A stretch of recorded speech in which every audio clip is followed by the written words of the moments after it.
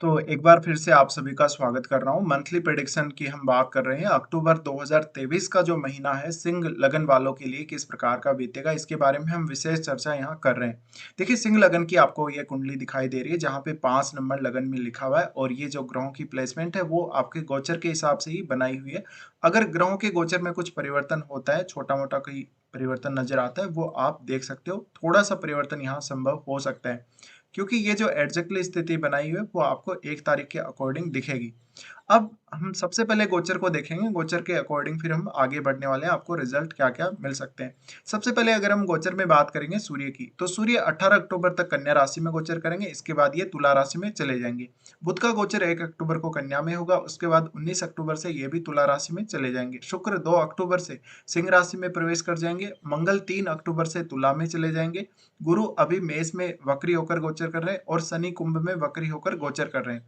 चंद्रमा 1 अक्टूबर को मेष राशि में रहेंगे और राहु मेष में गोचर कर रहे हैं और केतु तुला में गोचर कर रहे हैं। तो ये गोचरीय स्थितियां हैं। उसके बाद हम देखेंगे आपको इस गोचर के वास्तव में रिजल्ट क्या-क्या मिलने वाले हैं। तो सबसे पहले यहाँ हम लग्नेश से स्टार्ट करते हैं हर बार और इस बार भी लग्नेश से ही स्टार्ट करने वाले हैं। लग्नेश का गोचर देखिए कन्या राशि में हो रहा है। कन्या राशि में इनका गोचर 18 अक्टूबर तक ही होने वाला है। ये आपके लिए धन संबंधी स्थितियों में काफी अच्छा रहेगा, पारिवारिक स्थितियों में भी काफी अच्छा रहेगा, परिवार की रेपुटेशन बढ़ेगी, आपकी वाणी पर इसका अच्छा प्रभाव पड़ेगा। आप कोई बहुत बड़े वक्ता हैं, पब्लिक स्पीकर हैं, मोटिवेशनल स्पीकर हैं, तो इस मामले में बहुत बेहतर आपको रिजल्ट मिल सकते हैं। सूर्य का यहाँ पर होना आपको धन संबंधी मामलों में काफी हेल्प करेगा, लेकिन फैमिली वाले मामलों में थोड़ा बहुत मतभेद संभव है। आपकी वाणी पर आपको थोड़ा सा कंट्रोल रखना पड़ेगा।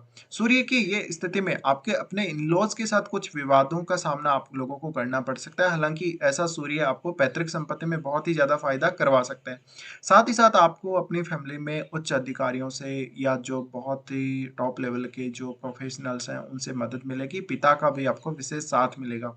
लेकिन यहाँ पर आपको वाणी पर कंट्रोल रखना और अपनी फैमिली को फालतू में प्रेशराइज नहीं करना, ये सब देखना पड़ेगा। उसके बाद सूर्य जाएंगे आपके थर्ड हाउस में।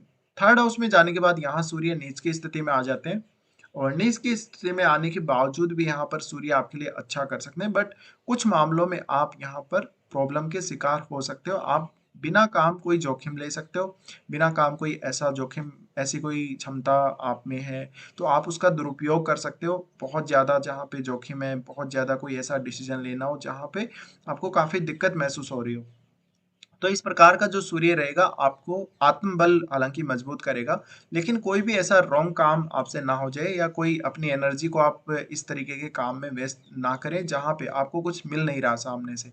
इसके अलावा सूर्य का ये जो गोचर रहेगा, सूर्य का गोचर कुछ हद तक आपके पिता के स्वास्थ्य और पिता से आपको विवाद करवा सकता है और कुछ मामलों में आपको बेहद समस्या आएगी कि आपने किसी काम के लिए मेहनत करी और वो काम आपका बना नहीं ठीक से। तो यहाँ पे आपका जो सूर्य है वो इन सभी से दृष्ट तो रहेगा ही, साथ में केतु के साथ है, तो आपको वास्तव में कौन सी डायरेक्शन में चलना है, कौन सी डायरेक्शन में काम करना है, कहाँ पे आपको क्या चेंजेस करने हैं अपनी लाइफ में, प्रोफेशनल करियर में क्या कुछ करना है, वो थोड़ा सा आपका ध्यान यहाँ भटकेगा। इसके अलावा यहाँ केतु के साथ सूर्य का होना आपको भाई बहनों के साथ विवाद करवा सकता है। इसके बाद हम देखते हैं बुध को। बुध का गोचर देखिए, बुध कन्या राशि में गोचर करेंगे और बुध का गोचर 1 अक्टूबर से ही होगा। उसके बाद वो तुला में भी जा रहे हैं 19 अक्टूबर से। तो यहाँ पे बुध का जो गोचर होगा ये आपके धन संबंधी और वाणी संबंधी मामलों में बेहद अच्छा रहेगा। फैमिली के साथ किसी भी प्रकार का वार्तालाप करना हो, फैमिली के साथ कोई भी चीज का डिस्कशन, कोई भी बात का डिस्कशन करना हो तो बहुत अच्छा रहेगा। इसके अलावा ये स्थिति आपके धन संबंधी मामलों में विशेष हेल्प करेगी क्योंकि बुध आपकी कुंडली में लाभेश भी है, 11th लॉर्ड भी है। इस वजह से जो भी लोग अपना कोई बिजनेस कर रहे हैं या अपना कोई भी काम कर रहे हैं, पर्सनल कोई काम कर रहे हैं, उनको बहुत ज्यादा हेल्प मिलने वाली है, उनको बहुत ज्यादा यहाँ मदद मिलने वाली है। बुध की ये स्थिति आपके धन में हमेशा वृद्धि करेगी, वाणी पर एक अलग ही प्रकार का प्रभाव छोड़ेगी। फिर जो बुध का एस्पेक्ट है वो आ रहा है आपके एर्थ हाउस पे। एर्थ हाउस पे बुध का एस्पेक्ट आने से यहाँ पर आपको अपने इन लॉज से और पैतृक संपत्ति में काफी ज्यादा मदद मिल सकती है। जो लोग रिसर्च या अकल से रिलेटेड काम कर रहे हैं उनको भी काफी अच्छी यहाँ मदद मिल सकती है। उसके बाद बुध जा रहे हैं आपके थर्ड हाउस में। थर्ड हाउस में जो इनका गोचर है 19 अक्टूबर से होगा। 19 अक्टूबर के बाद से कुछ मामलों में आपको धन संबंधी मामलों में दिक्कतें आ सकती हैं, जहाँ पर आप किस प्रकार से अपने खर्चों को हैंडल करोगे, किस प्रकार से अपने लाभ को, बचत को हैंडल करोगे और बचत और निवेश से संबंधित जो आपके निर्णय हैं, उनके ऊपर इसका थोड़ा-सा नकारात्मक असर पड़ सकता है। आप बहुत ज़्यादा भ्रमित हो सकते हो या मन में लालच आ सकता है, तो इन सब से आपको बचना होगा। इसके बाद हम देखेंगे शुक्र को। शुक्र जो कि आपकी कुंडली में 3rd लॉर्ड है और 10th लॉर्ड है। शुक्र का गोचर देखिए लगन में ही होगा शुक्र का गोचर। शुक्र का ये गोचर आपको बेहद खास रहेगा, बहुत फ़ायदा होगा क्योंकि आपकी क्षमताओं को ऐसा शुक्र बढ़ाने वाला होगा। प्रोफ़ेशन में या आपके किसी भी प्रकार के करियर में ऐसा शुक्र बहुत ज़्यादा सपोर्ट करने वाला होगा। ये शुक्र आपको अपने कार्य क्षेत्र में ज़्यादा से ज़्यादा पॉपुलैरिटी देगा, प्रसिद्धि देगा, लोगों से आपको मान-सम्मान दिलवाएगा, लोगों से कुल मिला के इस प्रकार का बिहेव आपका देखने को मिलेगा जहाँ पर लोग एकदम से आपसे कनेक्ट होना चाहेंगे, लोग आपको फ़ॉलो करना चाहेंगे। तो इस प्रकार की स्थिति में शुक्र आपके लिए हमेशा फ़ेवरेबल रहेगा। साथ-साथ में ऐसा शुक्र कार्य क्षेत्र की तरफ आपको तेज़ी से आगे बढ़ा सकता है। अगर आपका शुक्र से जुड़ा हुआ ही कोई प्रोफ़ेशन है, आपका इसी प्रकार का कोई करियर है, तो उस मामले में आप बहुत बेहतर कर सकते हो। फिर जो लोग अभिनय, संगीत वगैरह या कोई भी प्रकार के ऐसे कार्यों में लिप्त हैं, उन लोगों को बहुत अच्छा रहेगा। फिर शुक्र 3rd लॉर्ड है। 3rd लॉर्ड होने की वज़ह से इस गोचर में या इस मंथ में आपको थोड़ा अपनी रुचियों पे काम करना चाहिए, रुचियों पे फ़ोकस करना चाहिए। आपकी जो-जो हॉबीज़ हैं, उनको किस तरीके से आप लेते हो। इसके अलावा शुक्र का ये गोचर आपकी वैवाहिक जीवन में काफ़ी हेल्प करेगा। वैवाहिक जीवन में अगर आपका अभी विवाह नहीं हुआ है या बात चल रही है लेकिन आगे कुछ बढ़ नहीं रहा, तो उन मामलों में शुक्र का विशेष प्रभाव रहने वाला है। साथ ही अगर आपके स्त्री की कुंडली हो, चाहे किसी भी लड़के की कुंडली हो, उनको सजने-संवरने का, अपने आप को बहुत ज़्यादा सुंदर दिखाने का शौक रहेगा और आपका किसी से कोई प्रेम संबंध भी बन सकता है इस दौरान। इसके बाद यहाँ पर हम आगे बढ़ने वाले हैं, बात करेंगे मंगल के बारे में। मंगल देखिए आपके 4th लॉर्ड और आपके वो 9th लॉर्ड है। मंगल का गोचर अगर आप लोग देखेंगे तो 3rd हाउस में मंगल गोचर कर रहे हैं। मंगल का ये गोचर बेहद खास है लेकिन ये केतु के साथ मंगल है तो इस वज़ह से थोड़ा-सा विस्फोटक प्रभाव इसका पड़ सकता है और भाई-बहनों से, पड़ोसी रिश्तेदारों से काफ़ी ज़्यादा आपके रिश्ते बिगड़ सकते हैं।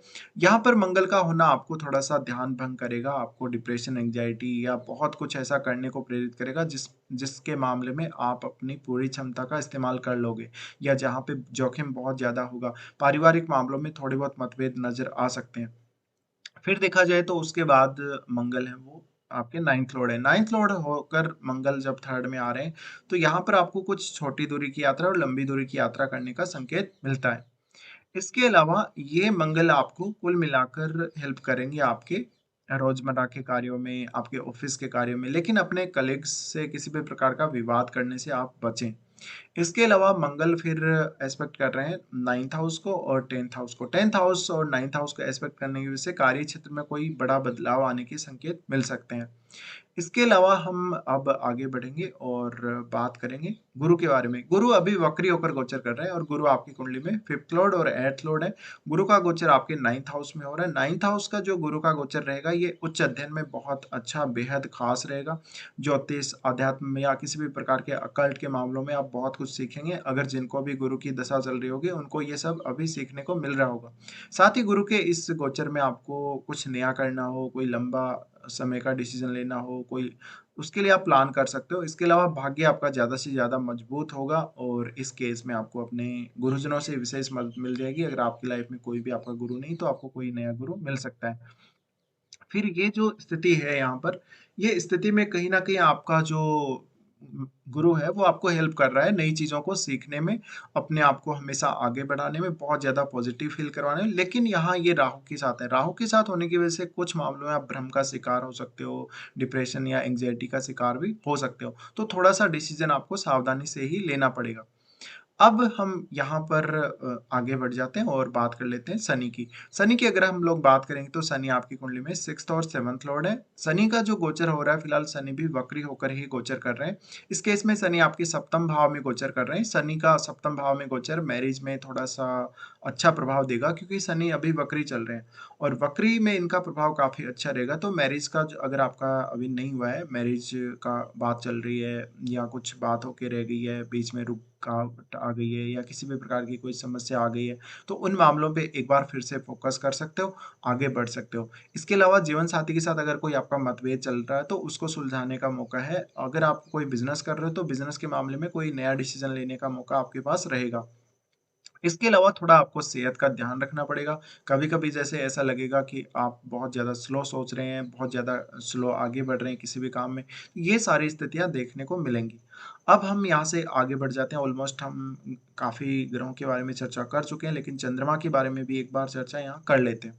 चंद्रमा आपकी कुंडली में 12वें घर के स्वामी है और चंद्रमा का जो गोचर होगा वो 1 नंबर राशि में होगा, यानी यहाँ पर मेष राशि में इनका गोचर होगा मंथ स्टार्टिंग में। तो 1 तारीख की ये स्थिति है, इस वजह से आपको विदेश से कोई विशेष फ़ायदा हो सकता है, विदेश सेटलमेंट या विदेश जाने के लिए कुछ प्लान कर सकते हो।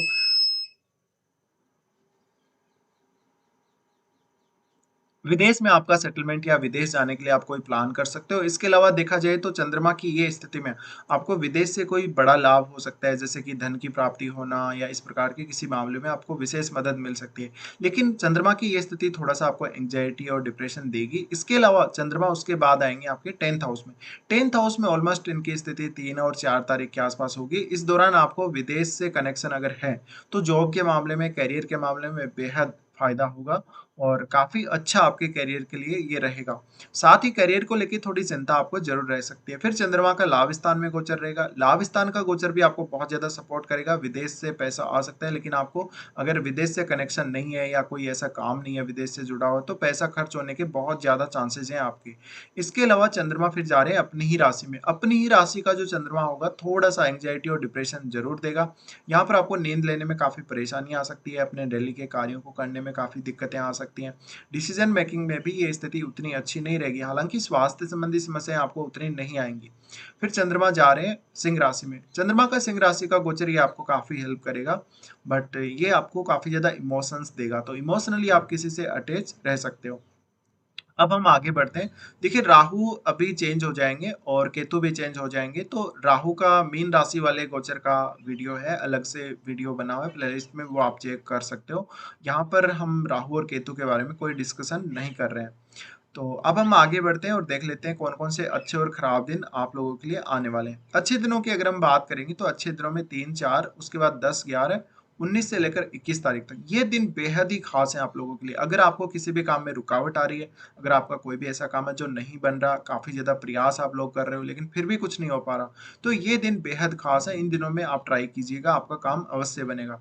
फिर हम देख लेते हैं कुछ खराब दिन। खराब दिनों में अगर देखा जाए तो चंद्रमा का गोचर जब कैप्रिकॉर्न में होगा तो 22 और 23 को, ये दौरान अगर आपको किसी से पैसा उधार लेना हो या किसी को देना हो तो बहुत ही सावधानी से करिएगा।